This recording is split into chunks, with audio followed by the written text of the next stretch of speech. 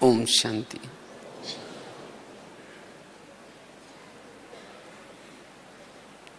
विशिष्ट बाबा ने इस सीजन में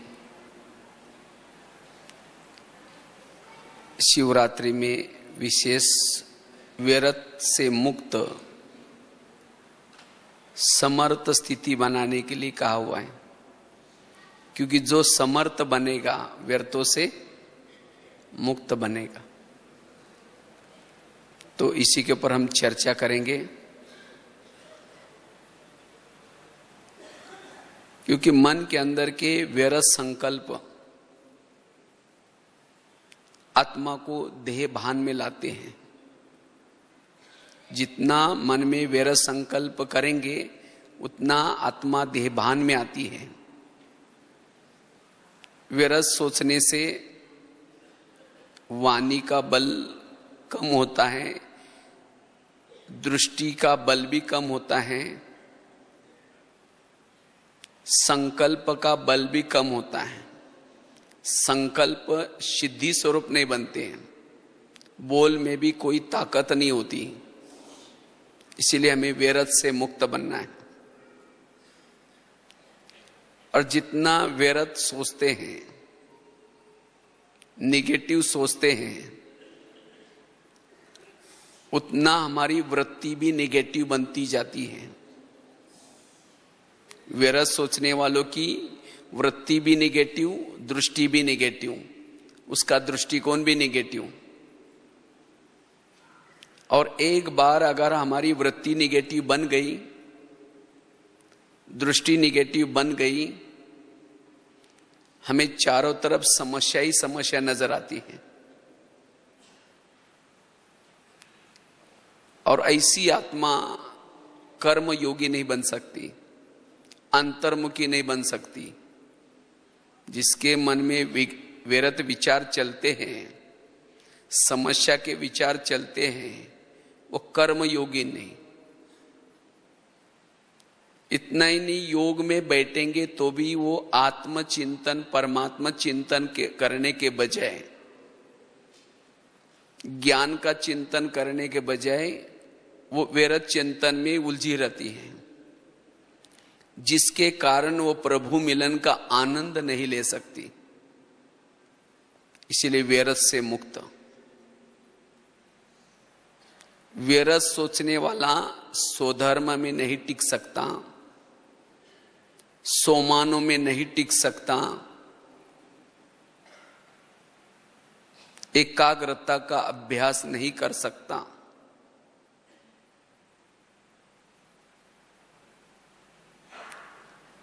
ऐसी आत्मा जो व्यर्थ अंदर से चलता है, वो साइलेंस की स्थिति में नहीं रह सकता, जिसके कारण विधेय स्थिति, अशरीरी स्थिति, आत्मिक स्थिति बनाना उसके लिए मुश्किल लगता है। जो व्यर्थ से मुक्त है वही समर्थ है, वही सहनशील है।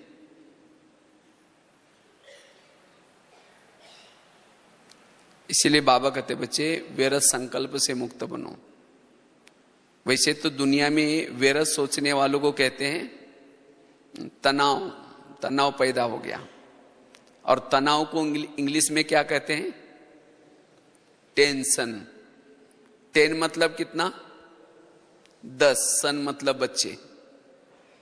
पहले तो 2-4 आए, फिर 10 पैदा होंगे तो कैसा रहेगा? और ऐसी आत्मा क्या कंप्लेन करती है? हम योग में बैठते हैं, पता नहीं क्या क्या संकल्प आते हैं, पता नहीं मेरा योग क्यों नहीं लगता, पता नहीं कैसी कैसी बातें मन में आती हैं। क्यों आते हैं?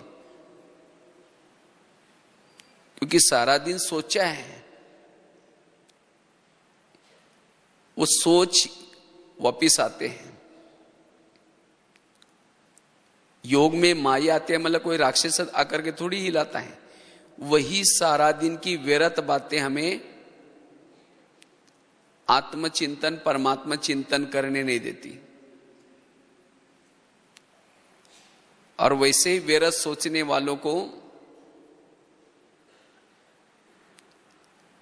जो वेरस सोचता है, नेगेटिव सोचता है, उसे अनेक प्रकार की मानसिक बीमारियां तो है, लेकिन शरीर की बीमारियां भी होना शुरू हो जाती हैं। क्योंकि वेरस सोचने वालों का दिमाग कैसा रहता है? ठंडा रहेगा या गर्म रहेगा? गर्म रहेगा। इसीलिए कहते हैं ना, जिसका पांव गरम, पेट नरम, दिमाग ठंडा, उस घर में कोई डॉक्टर है उसको मार दो डंडा, वहां डॉक्टर की कोई जरूरत नहीं। लेकिन आजकल उल्टा होता है, पांव ठंडे और दिमाग गरम रहता है। आज जितनी भी बीमारी है उसका कारण है मूल नेगेटिव सोच। वैसे और भी कोई कारण हो सकते हैं, लेकिन मूल कारण है नेगेटिव सोच। पेट की बीमारी, ईर्ष्या करने वालों को पेट की बीमारी होती है। इसलिए कहते हैं ना, तुम मेरे को देख करके तुम्हारे पेट में जलन हो रहा है क्या?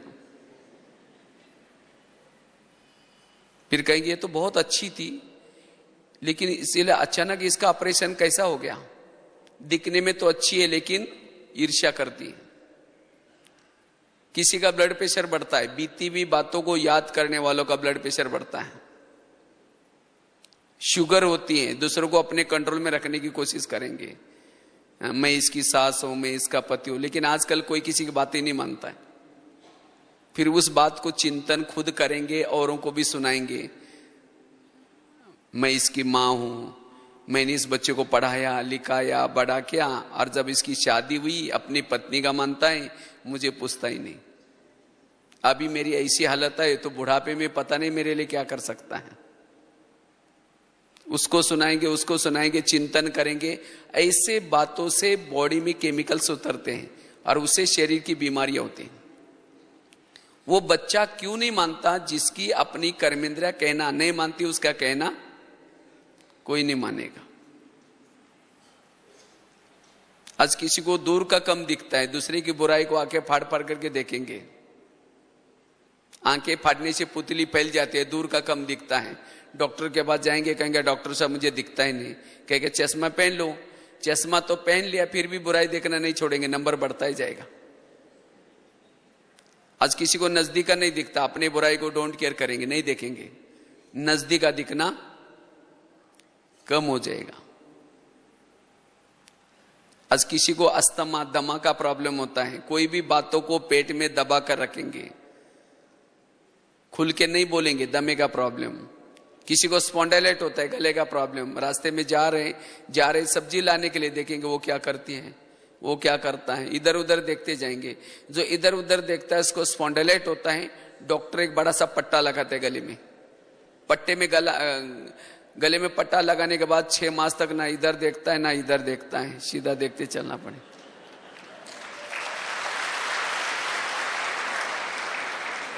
तन बीमार क्यों हुआ? जिसका मन बीमार उसका तन भी बीमार। इसीलिए मन को ठीक रखो।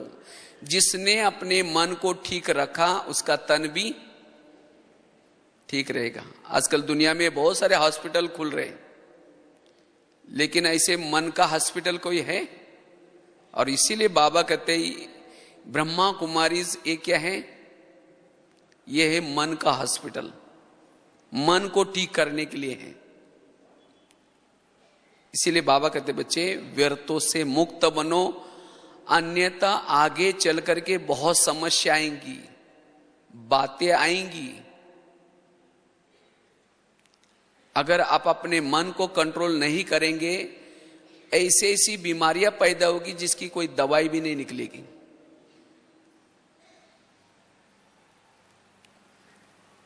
क्योंकि जिसके मन में व्यर्थ संकल्प चलते हैं उसको शांति नहीं है। घर में सब कुछ है, एसी है, गाड़ी है, सब कुछ है, लेकिन शांति नहीं है। और ऐसी आत्मा संतुष्ट नहीं रह सकती। जिसके मन में व्यर्थ चलता है वो संतुष्ट नहीं रहेगी, वो खुश नहीं रहेगी। क्योंकि इस सीजन की बाबा की पूरी मुरलियों का निचोड़ है, सदा खुश रहो, सदा संतुष्ट मनी बन करके रहो, बेफिकर बादशाह बन करके रहो। यही पुरुषार्थ है, क्योंकि इसी पुरुषार्थ से हमारी अशरीरी स्थिति रहेगी। बाकी कोई कठिन पुरुषार्थ नहीं, सदा खुश। और ये व्यर्थ संकल्प हमें खुश रहने नहीं देता, क्योंकि व्यर्थ सोचने वालों की भावनाएं निगेटिव बनी हैं। जिस व्यक्ति ने उसके जीवन में समस्या निर्माण की है, उसके जीवन में विघ्न डाले हैं, उसके प्रति उसका दृष्टिकोण और दृष्टि निगेटिव बनी है। और जिसके कारण कभी रोब आता है, कभी क्रोध आता है। क्रोध भी निगेटिव का रिजल्ट है। जिसके मन में लगातार निगेटिव विचार चले उसको क्रोध आएगा।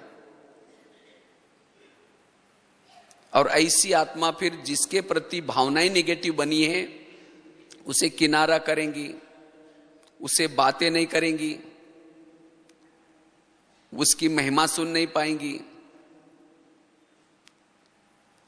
जिसको कहते संस्कार नहीं बनते। इसीलिए अब हमें जो कुछ मन में व्यर्थ भरा हुआ है उसको अभी खत्म करना है। और यही तो बाबा ने शिव जी के ऊपर क्या चढ़ाया, जैसे अग का फूल चढ़ाते हैं, लेकिन सबसे बड़ा अग का फूल है ये व्यर्थ सोच। और तब हम फरिश्ता बनेंगे जिसके मन में व्यर्थ कुछ भी नहीं है। ऐसी आत्मा संपन्न और संपूर्ण बनती है। लेकिन ये पुरुषार्थ करने के लिए हम क्या करें, क्या करें जो मेरे अंदर व्यर्थ कुछ भी नहीं रहे। उसका पुरुषार्थ है, सबसे पहली बात है समर्थ विचार। समर्थ से ही हम व्यर्थों से मुक्त बन सकते हैं। और समर्थ विचार मिलेंगे कहां से? मुरली से। जितना स्मृति स्वरूप बनेंगे समर्थ बनेंगे, व्यर्थों से मुक्त बनेंगे। बाबा ने आज तक हमें कितनी सारी स्मृतियां दी है। बच्चे अब घर चलना है, तुम पूर्वज आत्मा हो, तुम कल्प कल्प की विजयी आत्मा हो, तुम भक्तों के इष्ट हो। तो जितना हम स्मृति स्वरूप है उतना समर्थ है, उतना व्यर्थों से मुक्त है। इतना ही नहीं, रोज की जो मुरली है, अगर इस मुरली का भी चिंतन करते हैं तब हम व्यर्थों से मुक्त बन सकते हैं। मुरली का एक एक सेंटेंस लाखों करोड़ों का है। जो मुरली नहीं सुनता वो व्यर्थ चिंतन करता है, व्यर्थ से मुक्त नहीं बनेगा। इसलिए बाबा कहते रोज की मुरली सुनो और सारा दिन उसका चिंतन करो, बार बार स्मृति में लाओ। बाबा ने आज क्या कहा था, बाबा ने आज क्या बोला था। रोज की मुरली, बाबा ने दी हुई स्मृतियां, जितनी स्मृतियों को बार बार मन में दोहराएंगे समर्थ बनेंगे, व्यर्थों से मुक्त। जैसे बच्चा अगर चाकू के साथ खेलता है तो मां क्या करते हैं, उसका चाकू खींचेगी, छोड़ेगा नहीं और पकड़ के रख बैठेगा। अगर उस बच्चे से चाकू लेना है तो मां क्या करते हैं, उसको दूसरा खिलौना देती है। इसी तरह मन से निगेटिव रूपी खिलौना लेना है तो ये मुरली रूपी पॉजिटिव का खिलौना दो। चाकू लेना है निगेटिव का तो मुरली रूपी पॉजिटिव का खिलौना दो। समर्थ विचार दो, तब व्यर्थों से मुक्त बनेंगे। और वास्तव में जो मुरली सुनता है, मुरली का चिंतन करता है, उसकी बुद्धि स्वच्छ है। जो रोज की मुरली सुनता है उसकी बुद्धि स्वच्छ है। और स्वच्छ बुद्धि वाला, उसको किसी के अंदर की कोई कमी कमजोरी दिखाई नहीं पड़ेगी। जिसने सवेरे अमृतवेला का योग किया है, फिर क्लास में आकर के क्लास के पहले थोड़ा सा योग किया है, मुरली अच्छी तरह ध्यान से सुनी है, उसकी बुद्धि क्लीन और क्लियर होती है। उसको व्यर्थ कुछ भी दिखाई नहीं पड़ेगा। लेकिन केवल मुरली सुनते समय नहीं, लेकिन सारा दिन भी उस मुरली का चिंतन करना है। अगर मुरली को भूल गए तो निगेटिव विचारों से बुद्धि अस्वच्छ बनती है, और जिसकी बुद्धि अस्वच्छ है वो योग में भी जब बैठेगा उसको न परमधाम दिखता है न परमात्मा दिखता है, बुद्धि भटकती है। इसलिए सारा दिन अगर मन में पॉजिटिव विचार चलाएंगे तो बुद्धि स्वच्छ रहेगी, क्लियर रहेगी। जो बीच बीच में मुरली को रिवाइज करने से, चिंतन करने से व्यर्थ दिखाई नहीं पड़ेगा। अगर किसी के अंदर कुछ व्यर्थ दिखता भी है, गलती उसकी नहीं है, गलती मेरी है, क्योंकि वो निगेटिविटी मेरे अंदर है। अब जस्ट हमने एक ज्ञानामृत में आर्टिकल लिखा था, उसमें एक बहुत सुंदर एक घटना लिखी थी, आप लोगों ने पढ़ी भी होगी। एक दो माताएं थी, एक माताजी 2 मंजिल पर रहती थी, दूसरी माताजी 1 मंजिल पर रहती थी।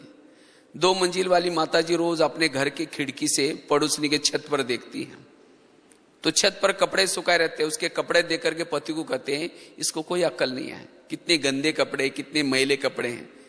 पति को कहते जाओ और पूछ के आओ आखिर वो कौन सा साबुन यूज करते हैं, कौन सा सर्फ यूज करते हैं। तो पति कुछ नहीं बोलता, रोज वो खिड़की से दिखाते और कहते जाओ पूछ के आओ। एक दिन जब वो 2 मंजिल वाली माताजी ने पड़ोसनी के छत पर देखा, उसके कपड़े अच्छे दिखने लगे, फिर पति को बुला करके कहते आज इसको कैसे अक्ल आ गई, आज कितना अच्छा धुलाई किया। कहते जाओ पूछ के आओ। पति धीरे से मुस्कुराता है और कहता है आज सवेरे सवेरे मैंने अपने घर के खिड़की की कांच साफ किए हैं।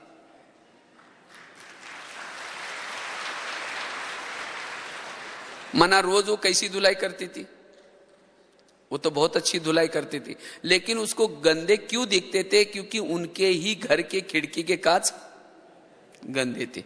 तो इसी तरह अगर मेरे अंदर निगेटिविटी है तो मुझे भी सब, कोई हंसेगा तो भी लगेगा मेरे को देखकर जरूर हंस रहे हैं, किसी से बात भी कर रहे लगेगा मेरी बात जरूर कर रहे हैं।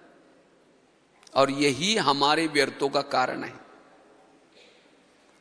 शंकाएं, कुशंकाएं, दोनों आपस में बैठे हैं तो लगेगा मेरी बात चल रही है जरूर, और उसके लिए निगेटिव वृत्ति बना दी। इसीलिए बाबा कहते बच्चे अपने खिड़की को रोज क्या करो, और वो कहां साफ होगी, रोज सेंटर पर जाने से, रोज मुरली सुनने से, और केवल मुरली सुनने से नहीं लेकिन उससे पूर्व थोड़ा सा योग करने से। आजकल कई खिड़कियों पर ऐसे दाग होते हैं जिसके ऊपर केमिकल डाला जाता है। योग करना अर्थात केमिकल डालना, और फिर मुरली सुनना अर्थात उसके ऊपर झाड़ू लगाना या कपड़ा मारना। और बीच बीच में भी हमें उन बातों को याद करके अपनी बुद्धि को स्वच्छ रखना है।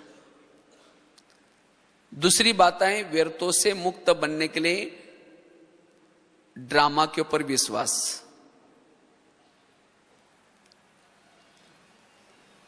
ड्रामा के ऊपर जिसका विश्वास है वही व्यर्थों से मुक्त है। आप सभी को अपना अपना ड्रामा पसंद है?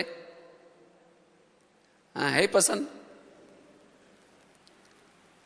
सभी चाहते हैं कि मेरा अब तक का जो भी बीता हुआ ड्रामा रिपीट होना चाहिए, चाहते सभी, या कुछ बदलना चाहिए?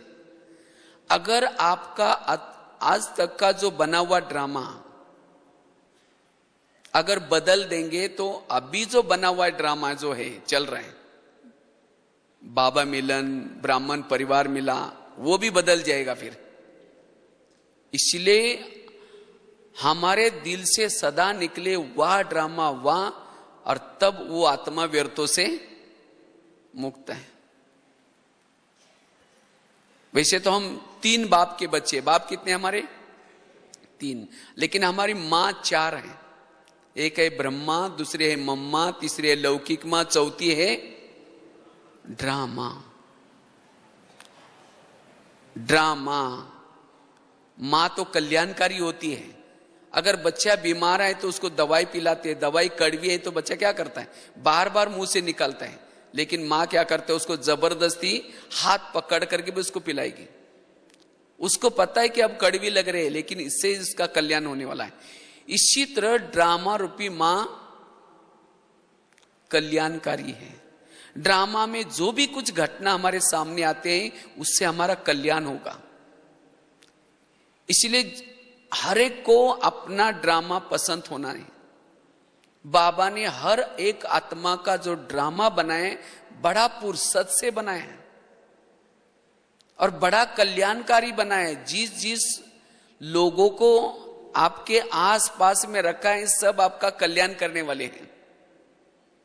इसीलिए उनके प्रति भावनाएं पॉजिटिव बनाओ। अगर समझो कोई लौकिक मां बच्चे को थप्पड़ मारते है तो बच्चा कहां जाता है, बाप के पास, और जाकर के क्या बोलता है, मम्मी ने मुझे थप्पड़ मारी, इतना ही बोलता है ना। ये थोड़ी जाकर के बोलता है मम्मी ने मुझे थप्पड़ मारी, इस मम्मी को बाजार में बेच करके दूसरी लेके आओ, बोलता है। लेकिन हम क्या करते हैं, अगर ड्रामा रूपी मां कोई हमें थप्पड़ मारते अर्थात विघ्न आता है तो बाबा कहते बाबा मेरा ड्रामा बदल दो ना, तो बाबा क्या कहेगा। इसीलिए बाबा कहते बच्चे वाह ड्रामा वाह, वही व्यर्थों से मुक्त है। चलो 2 मिनट।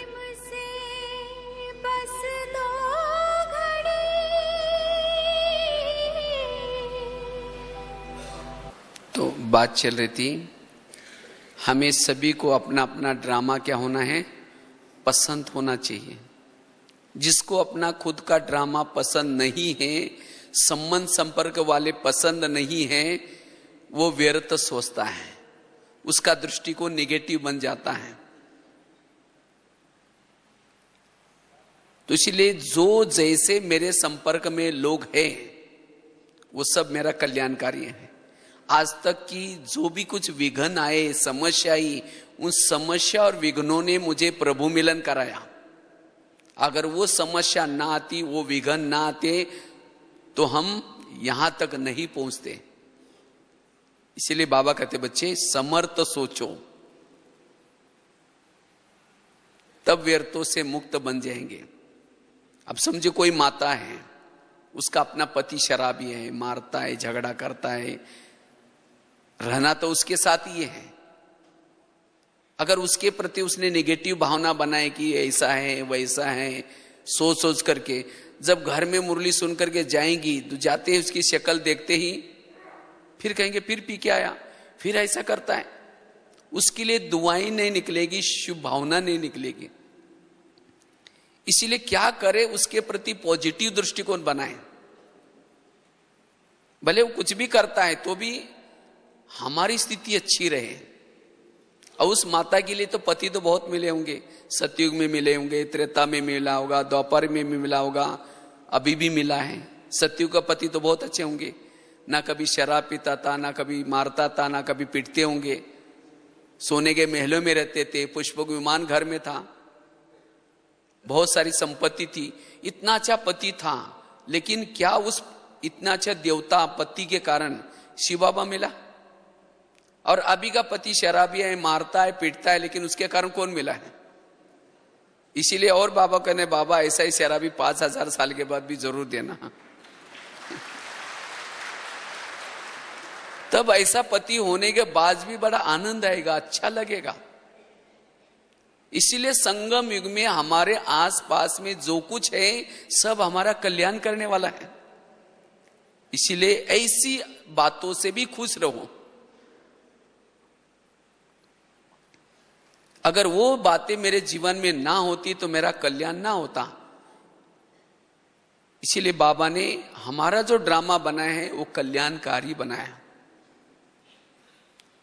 तब व्यर्थों से मुक्त बनेंगे। ड्रामा के ऊपर विश्वास। तीसरी बात है, पहली बताई, रोज अपनी खिड़की को क्या करो, साफ करो, स्मृति स्वरूप बनो। जो बाबा ने स्मृतियां दी उसको याद करो, समर्थ बनो। दूसरी बात बताई, ड्रामा के ऊपर विश्वास। तीसरी बात है, अगर व्यर्थों से मुक्त बनना है, जीवन में आने वाली निगेटिव बातों को क्या बना दो, पॉजिटिव।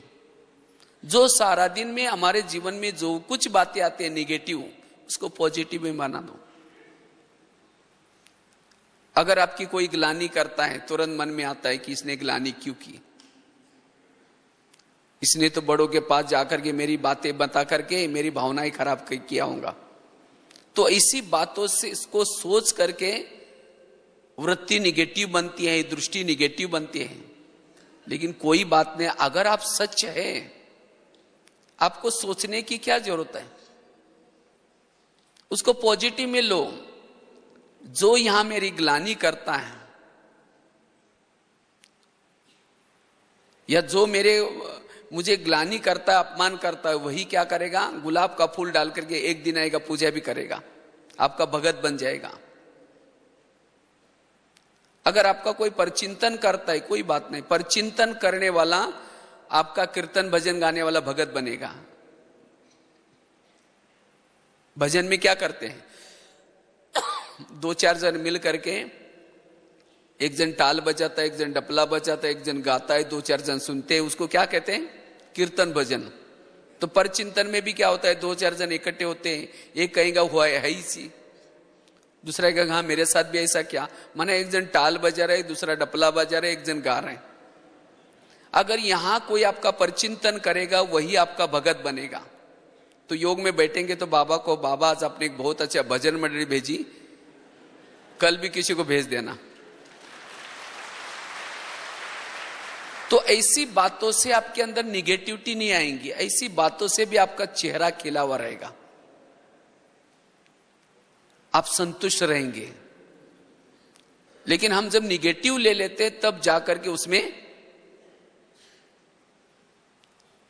असंतुष्ट बन जाते हैं। कई बार मैं एक महाराष्ट्र का एक संत का एग्जाम्पल बताता रहता हूं, बड़ा अच्छा है, बहुत प्रेरणा मिलती है उसे।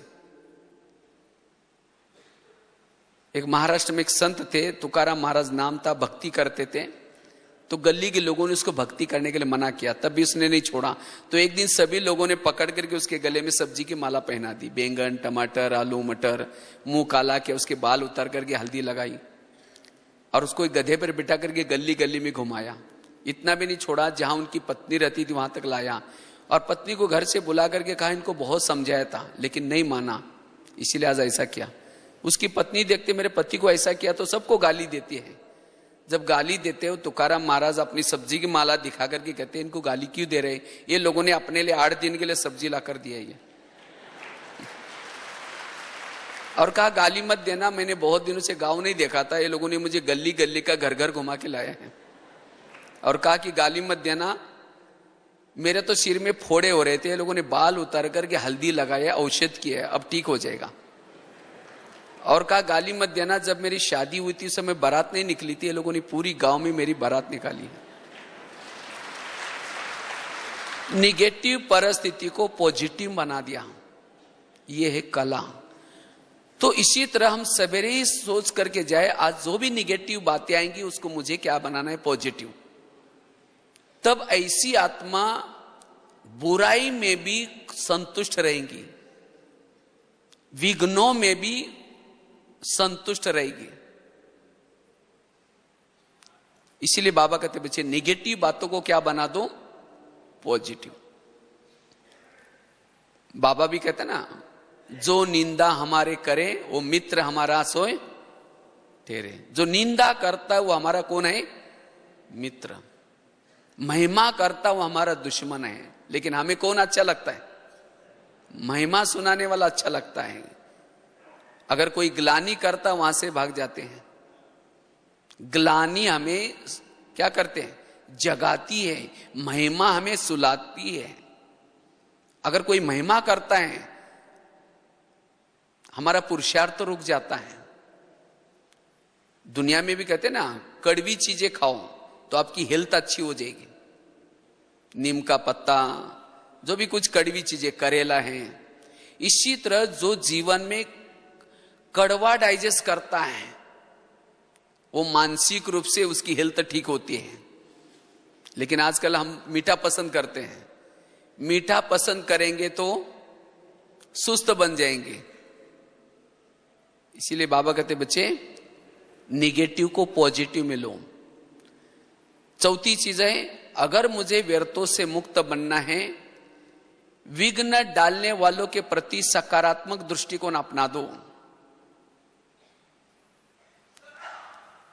कुंती के सामने जब कृष्ण जाता है, पूछता है तुमको क्या वरदान चाहिए, तुमने बहुत अच्छी भक्ति की है। तो कुंती कहते मुझे और कुछ नहीं चाहिए, मुझे जीवन में समस्या और विघ्न चाहिए। तो कृष्ण कहता है ये तुम कौन सा वरदान मांग रहे, कुछ सोना मांगो, चांदी मांगो। कहते मुझे और कुछ नहीं चाहिए, समस्या और विघ्न चाहिए। तथास्तु वरदान दिया। कहा कि तुमने ये वरदान क्यों मांगा? कहते अगर मेरे जीवन में समस्या और विघ्न होंगे, आप सदा मेरे साथ में रहेंगे, और आप मेरे साथ में रहेंगे, यही मेरा सौभाग्य है। तो इसी तरह जिसके जीवन में विघ्न और समस्या है, कौन साथ में है? बाबा। इसीलिए बाबा कहते हैं ना, जो बांधेली माताएं, उनका योग मेरे से गहराई से और लगन वाला होता है। क्योंकि उनको जो पति तंग करता है, परेशान करता है, कौन याद आता है? और जिसको कोई पति तंग नहीं करता, बहुत प्यार करता है, उसका पति से योग लगा हुआ है। कहेंगे मेरा पति बहुत अच्छा है, कोई भी चीज भी देखेंगी पति को पहले याद करेगी, बाबा याद नहीं आएगा।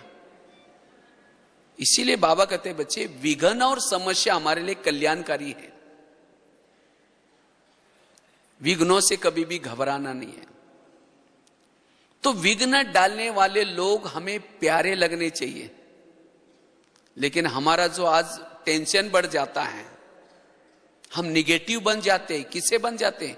जो आपकी कोई यहां की ट्रांसफर वहां करता है, कोई बड़ों के पास जाकर चुगली करता है, कोई समस्या निर्माण करता है, ऐसे व्यक्ति को देखते ही निगेटिव चलता है। कहते इसको मैं कभी दुआ नहीं दे सकता, बस इसके कारण मेरा ऐसा हुआ। अगर सारा दिन हम स्थूल रूप में भी सोचेंगे तो ऐसी बातें अंतर मन में भी जाते हैं, और अंतर मन की बातें सोते समय भी उस व्यक्ति के बारे में सोचेंगे। उसके रग रग में निगेटिव भरा हुआ है उस व्यक्ति के प्रति, और उसको हम दुश्मन समझ लेते हैं, और ऐसे व्यक्ति का हम सामना करते हैं। जो ब्राह्मणों का सामना करता है वो माया का सामना नहीं कर सकता। इसलिए ब्राह्मणों का सामना नहीं करो। बाबा ने कुछ दिन पहले मुरली चला ना, क्वेश्चन, करेक्शन, कोटेशन, अपोजिशन, यही बातें पुरुषार्थ को ढीला करते हैं, क्योंकि इन बातों से ही संकल्प चलते हैं। इसलिए जो कुछ है सब कुछ ठीक है, करेक्शन करने की कोई जरूरत नहीं है। कहते इसको तो ऐसा करना चाहिए, वो बहन जी को ऐसा करना चाहिए, उसको ऐसा करना चाहिए, सब कुछ ठीक है। बाबा कहते ना सब पूरा ठीक ठाक चल रहा है। जब बाबा को ये ड्रामा पसंद है तो हमें भी पसंद होना चाहिए। इसलिए कोई क्वेश्चन नहीं, कोई किसी में करेक्शन नहीं, कोई किसी का कोटेशन देने की कोई जरूरत नहीं, कोई किसी से ऑपोजिशन नहीं। वही आत्मा व्यर्थों से मुक्त है, वही आत्मचिंतन कर सकती है। अगर कोई करता भी है तो आपका कल्याण करने के लिए करता है। एक रामायण की घटना आपको सुनाते हैं, बड़ी अच्छी है। राम राजा बनने वाला था, लेकिन रात में आकर के मंथरा ने कई को दो चार उल्टी बातें सुनाई। क्या सुनाया? तुम्हारे बेटा भी तो है, तुम अपने बेटे को छोड़ करके राम को राजा बना रहे। और ये बातें सुन करके राम को राजा बनाने के बजाय 14 वर्ष कहां भेजा उसको? वनवा में गया, सीता गई, लक्ष्मण गए, तीनों भी गए। इसी वियोग से दशरथ ने प्राण त्यागा। खाने का प्रॉब्लम, सोने का प्रॉब्लम, घास में सोए, ये सब किसके कारण हुआ? मंत्रा के कारण। तो मंत्रा को जो भी देखेगी उसकी भावना अच्छी चलेगी, बुरी चलेगी? बुरी चलेगी ना। हम कभी बचपन में जब रामायण देखते थे, स्क्रीन में वो डंडा लेकर के काला सा कपड़ा पहन करके मंत्रा आती थी। हम कहते इसको भगाओ, इस बुढ़िया को नहीं देखना है, क्योंकि उसने तो राम को वनवा में भेजा, अभी पता नहीं और क्या करने के लिए आई। मैं खुद भी पसंद नहीं करता था, लेकिन एक दिन जब हमने चिंतन किया तब पता चला मंत्रा ने राम के लिए जो किया वो अच्छा किया। अगर मंत्रा उनके घर में ना आती तो राम क्या बनने वाला था? राजा। अगर राजा बनता तो जंगल में नहीं जाता, जंगल में नहीं जाता सीता की चोरी ना होती, सीता की चोरी ना होती तो रावण को ना मारता, रावण को ना मारता तो राम की महिमा भी कोई नहीं गाता। तो राम की महिमा किसके कारण है? मंत्रा के कारण है। इसी तरह हर आत्मा के पास भी बाबा ने ड्रामानुसार एक आधी मंत्र रखी है।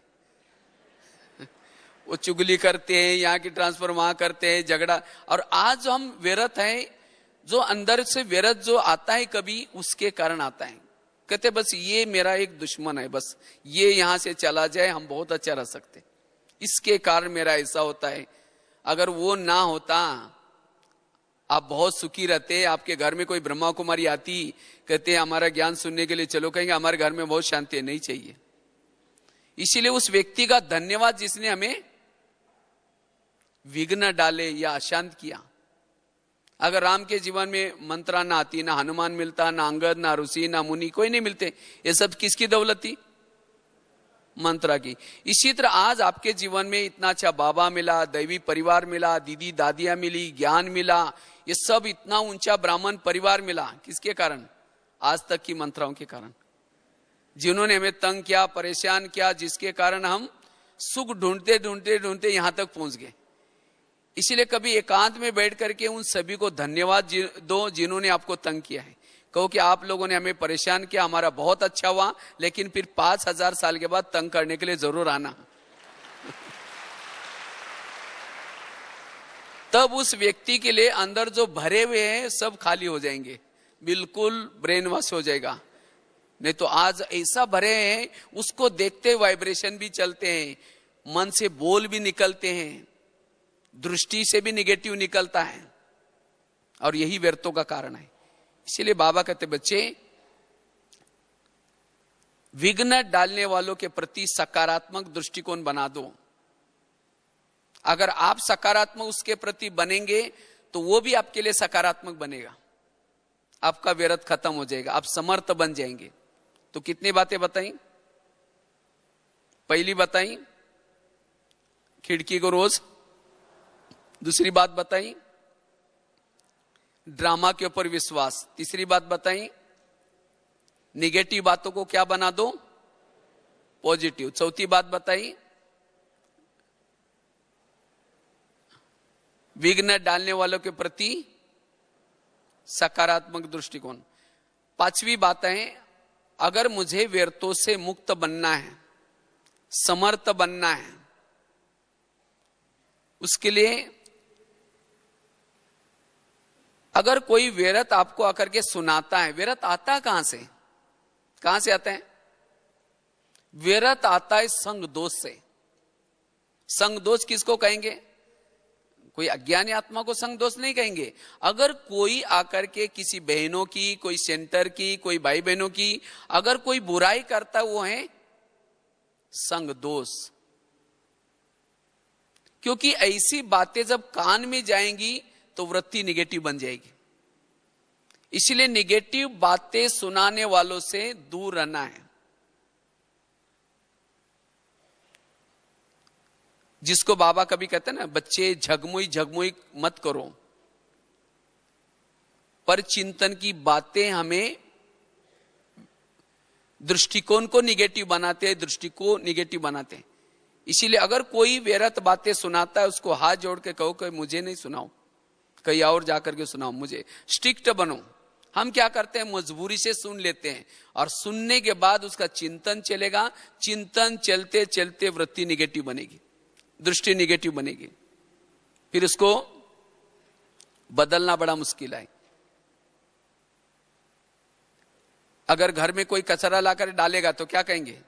आपका बहुत बहुत धन्यवाद, रोज आया करो, जहां पूजा होते हैं वहां डाला करो, बोलेंगे। और यहां कोई व्यर्थ आकर के सुनाता है, हम क्या करते हैं, और आगे सरकते, कहते हैं और क्या हुआ?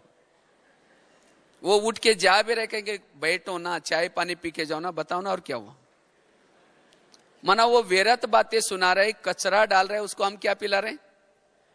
चाय पानी। ये कौन सी समझदारी है? अगर कोई व्यक्ति कुछ चटपटी चीजें खाता है, सड़ा हुआ, तला हुआ, गला हुआ, तो क्या करता है? फिर उसके पेट में डाइजेस्ट नहीं होता तो वोमिटिंग करता है। और वोमिटिंग कहां की जाते हैं? उल्टी कहां करते हैं? वॉश बेसिन में। वॉश बेसिन में उल्टी करते हैं।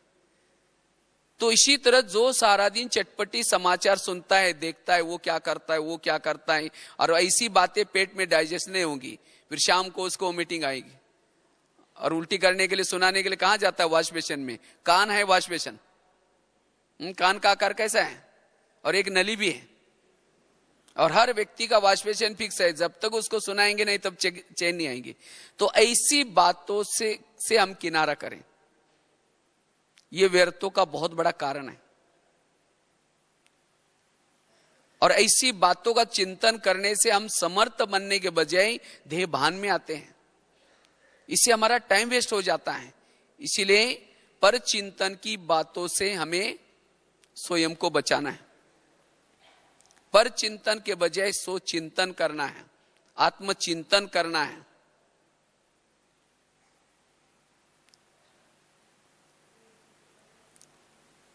छठी बात है, अगर वैरस से मुक्त बनना है, बाबा ने कहा ना, सेंटर निर्विघ्न बनाओ, जोन अपना निर्विघ्न बनाओ, अपने गृहस्थी को निर्विघ्न बनाओ, स्वयं को भी निर्विघ्न बनाओ। ये विघ्न आता क्यों? आज सेंटर का विघ्न कौन सा है? कहेंगे हम तो बहुत कुछ जानते हैं, बहुत कुछ करना चाहते हैं, लेकिन क्या करें, हमको कोई मौका ही नहीं देता, हमको कोई चांस ही नहीं मिलते। और इसीलिए जो चांस नहीं देते उसके प्रति क्या करेंगे? निगेटिव सोचेंगे। कहेंगे खुद भी नहीं करते हैं, दूसरों को भी करने नहीं देते हैं। हम लोग कई भाई बहने क्वेश्चन पूछते रहते हैं, अरे क्या करें, हमारी स्थिति बिगड़ रही है ऐसे, इसके कारण।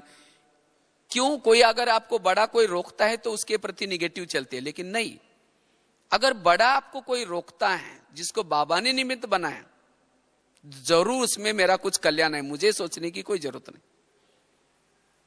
अगर पतंग कहता है मैं आकाश छूना चाहता हूं, लेकिन क्या करे, इस व्यक्ति ने मेरा धागा पकड़ के रखा है, अगर वो व्यक्ति धागा छोड़ देगा तो पतंग कहां जाएगा? आकाश छूने के लिए जाएगा या धरती पर आएगा और नीचे आएगा? उस व्यक्ति का धन्यवाद जिसने धागा पकड़ कर रखा है। अब तक जितना वो उड़ा है, किसने उड़ाया? उस व्यक्ति ने तो उड़ाया ना। और उस व्यक्ति ने उसका धागा क्यों पकड़ रखा है? क्योंकि वो कई पेड़ में, कई तारों में, कई बिल्डिंग में अटक न जाए, लटक न जाए, इसीलिए पकड़ा हुआ है। तो इसी तरह अगर कोई बड़े आपके लिए कुछ कहते हैं तो क्यों कहते हैं? कहीं अटक न जाए, लटक न जाए। हमारे यहाँ की कुछ नियम है, मर्यादा है, संयम है, और वो नियम संयम आपको आगे बढ़ाएंगे। अगर आप उसका उल्लंघन करते, इसलिए आपको जरूर रोकेंगे।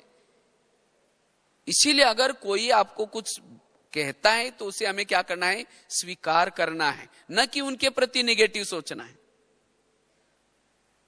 आज तक जितने भी उड़े, किसके कारण उड़े? उनके कारण तो उड़े। इसीलिए बड़ों के प्रति हमारा दिल का रिगार्ड हो, बड़ों के प्रति हमारा विश्वास हो। अगर हमें वो कुछ रोकते हैं, टोकते हैं, तो जरूर उसमें मेरा कुछ कल्याण है। तो आज कभी कभी हमारे मन में जो व्यर्थ आता है, इसका व्यर्थ का ये बहुत बड़ा कारण है। इसलिए हमें कभी भी बड़ों के प्रति हमारे मन में कुछ भी निगेटिव ना हो। सातवीं बात है, आज जो कभी कभी व्यर्थ आता है उसका कारण क्या है? हम जिस लोगों के बीच में संबंध संपर्क में रहते हैं, जो संबंध संपर्क वाले जो लोग हैं, वो लोग कोई आपको देने के लिए आता है, कोई आपसे लेने के लिए, क्योंकि आपका उसके साथ का कोई कार्मिक अकाउंट है। और इसीलिए उस कार्मिक अकाउंट को चुक्त करने के लिए वहां आए हैं आपके पास। कोई बच्चे के रूप में आए हैं, कोई सास के रूप में आए हैं, कोई पति के रूप में आए हैं, कोई पड़ोसी के रूप में आए। लेकिन जब इस कार्मिक अकाउंट को हम भूल जाते हैं, तब कहते हैं ये मैं इसके लिए इतना करता हूं, मैंने इसके लिए ये किया, फिर भी मेरे साथ ये ऐसा क्यों करता है? ये क्यों का कारण है मेरे पिछले जन्मों के हिसाब। क्योंकि टाली कभी एक हाथ से नहीं बजती, टाली के लिए कितना चाहिए? 2 हाथ चाहिए। तो इसी तरह आज मेरे जीवन में कोई व्यक्ति प्रॉब्लम्स निर्माण कर रहा है, कोई समस्या निर्माण कर रहा है, और हमें वो समस्या अच्छी नहीं लग रही, क्योंकि हम उसके साथ अभी इस जन्म में तो अच्छा व्यवहार कर रहे हैं, लेकिन फिर भी वो ऐसा क्यों करता है? क्योंकि मैंने भी इसके साथ जरूर ऐसा कभी किया होगा। समझो कोई सास, समझो बहू ज्ञान में चलती है और उसकी सास उसको तंग करते हैं, परेशान करते हैं, और उसको तो बहू के तो निगेटिव संकल्प चलेंगे, मेरे को ज्ञान में आने से रोकती है, मेरे को ऐसी करते हैं, उसको सहन नहीं होगा। अगर वो बहू और सास का पिछले जन्म दिखाए जाए, जो अभी की जो बहू आई पिछले जन्म में उसकी कौन थी? सास थी। 4 बजे उसके कमर में लात मारी थी चक्की पीसने के लिए, आटा पीसने के लिए, कई सत्संग में जाने से रोका था, और अब थोड़ी बोलते हैं तो रोना आता है। इसीलिए कहते हैं ना, सास भी कभी बहू थी। तो इसी तरह ये हमारे आपस में कोई ना कोई जन्मों के कार्मिक अकाउंट है। कोई किसी ने राजा बन करके अपने अंडर में रखा होगा, कभी राजा बन करके उसने अपने राजा से निकाल दिया होगा, तो यहां भी ऐसे होगा। तो इसीलिए बाबा कहते बच्चे, अगर कुछ ऐसी बातें हैं तो मेरा कोई हिसाब किताब समझ करके ऐसी बातों को हमें चिंतन करने के बजाय उसको भूल जाना है, तब व्यर्थों से मुक्त बनेंगे। इसलिए कर्मों के सिद्धांत को याद रखो। समझो चलते चलते किसी ने गाली दी या अपमान किया, तो क्या सोचो, अच्छा इसका भी बहुत दिन का बाकी था, आज पूरा हो गया। ये नहीं सोची कि उसने क्यों बोला, मेरे को क्यों बोला, ऐसा कैसा बोला। इसीलिए व्यर्थ से मुक्त बनने के लिए कार्मिक अकाउंट को याद रखना है। मेरे हिसाब किताब है और इस हिसाब किताब को मुझे चुक्त करना है। चुक्त करने के 3 तरीके बाबा ने सुनाया। अगर आप खूब योग लगाते हैं, ऐसे हिसाब आएंगे नहीं सामने। अगर योग नहीं लगाएंगे तो सहन करना पड़ेगा। अगर सहन नहीं करेंगे तो फिर ड्रामा में विनाश भी रखा हुआ है। विनाश किसी लिए रखा है? आपस के हिसाब किताब चुक्त। तो अच्छा है ना, योग लगा करके चुक्त करो या सहन करके चुक्त करो। तो ऐसे अगर हम व्यर्थों से मुक्त बनेंगे तब हमारे अंदर सहन शक्ति आएगी, और जिसके पास सहन शक्ति आई उसके साथ और भी शक्ति आएगी। जिसका व्यर्थ खत्म हो गया वो स्वधर्म में टिक सकता है, वो आत्म स्थिति का अनुभव कर सकता है, आत्मा का अनुभव कर सकता है। ये आत्मा का अनुभव क्यों नहीं होता? क्योंकि सारा दिन लगातार मेरे अगर लीकेज हो रहे हैं, निगेटिव सोच चल रहे हैं, उसकी शक्तियां नष्ट हो रहे हैं, वो आत्मा का अनुभव नहीं कर सकता। आत्मा क्या चीज है? जिसके संकल्प कम चलते हैं, पॉजिटिव चलते हैं, उसकी ऊर्जा बचते हैं, उसी ऊर्जा का नाम है आत्मा। तो इसीलिए अगर मुझे अशरीरी बनना है, विधेयी स्थिति का अनुभव करना है, इसलिए मुझे व्यर्थ से मुक्त बनने की आवश्यकता है। और इसीलिए खास बाबा ने इसी सीजन में, खास तो शिवरात्रि में, और इसी सीजन की टोटल मुरलियां व्यर्थ से मुक्त बनो। और ऐसे जब व्यर्थ से मुक्त बनेंगे, अगर मेरे वृत्ति में किसी के प्रति निगेटिव कुछ भी नहीं, तब हम हल्के बनेंगे, फरिश्ता बनेंगे। जो बातें मुझे समर्थ बनाती है उन बातों का पुरुषार्थ करो। अमृत वाला योग करने से समर्थ बन जाएंगे, मुरली सुनने से समर्थ बन जाएंगे, शुद्ध अन्न खाने से समर्थ बन जाएंगे, पवित्रता की धारणा करने से समर्थ बन जाएंगे। जितना आप अपने मन को कंट्रोलिंग पावर, रूलिंग पावर, स्वराज्याधिकारी बनेंगे, समर्थ बन जाएंगे। जितना आप सेवा करेंगे, निस्वार्थ सेवा, सरल चित्त होकर के, निमित्त भाव से, उससे आपको दुआएं मिलेगी और ये दुआएं आपको समर्थ बना देंगी। इसीलिए बाबा कहते बच्चे समर्थ बनने का पुरुषार्थ करो। जितना आप योग लगाते हैं, और वो योग भी कैसा, अलर्ट बैठ करके, एक्टिव हो करके, कोई सोमान लेकर के, ऐसे केवल बैठ गए, कोई लगन नहीं, बाबा की प्राप्तियों को याद नहीं, तो फिर समर्थ नहीं बनेंगे। और जो समर्थ नहीं, उसी के सारा दिन निगेटिव विचार चलते हैं। इसीलिए समर्थ बनने का पुरुषार्थ करो। जो बातें मुझे समर्थ बनाते हैं उन बातों का अभ्यास करना है, उस बातों का पुरुषार्थ करना है। और जो समर्थ है उसको ही कहेंगे फरिश्ता। वही सदा ही मुस्कुराता रहेगा, हर्षित रहेगा, संतुष्ट रहेगा, बेफिक्र बादशाह रहेगा। तो इसीलिए 6-7 बातें हैं, और भी बहुत सारी बातें हैं, लेकिन ये मूल जो हमें व्यर्थ में लाती हैं ऐसी बातें, तो इन बातों को अब यहीं छोड़ के जाना है। 2013 चल रहे हैं, सब कुछ तेरा, मेरा कुछ भी नहीं, बेफिक्र बादशाह। तो इसीलिए व्यर्थ से मुक्त समर्थ बन करके अपने कर्म क्षेत्र पर जाना है। और इसलिए 7-8 दिन आपको ये समर्थ बनने के लिए, मधुवन क्या है? पावर हाउस है। यहां जो भी आएगा क्या बनेगा? समर्थ। तो जो भी आपका कुछ रहा हुआ है उसको अब इस पावर हाउस में खत्म करके जाना।